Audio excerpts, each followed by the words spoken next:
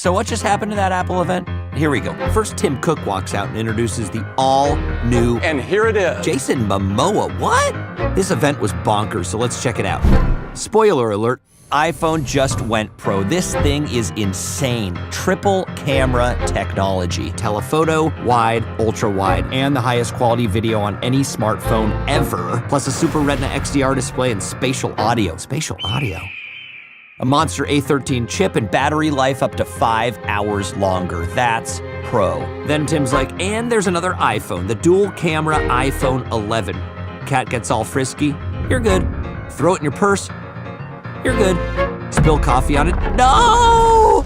No, you're good. It also takes fab photos in the dark, takes slow-mo selfies or slow-fies. But it's blazing fast with privacy built in.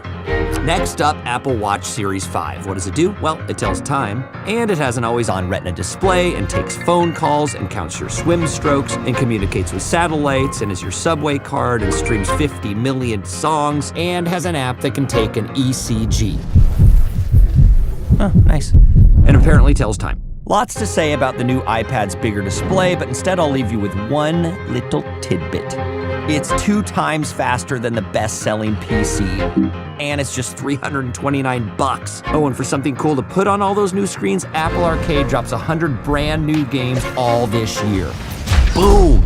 And pretty sure Tim said Apple TV plus Oprah, Momoa, Witherspoon, and Aniston are all included for a year with these new products. So go to the website, but when you get there, slow your scroll, people. Take a breath, check your heart rate, and check it all out right here.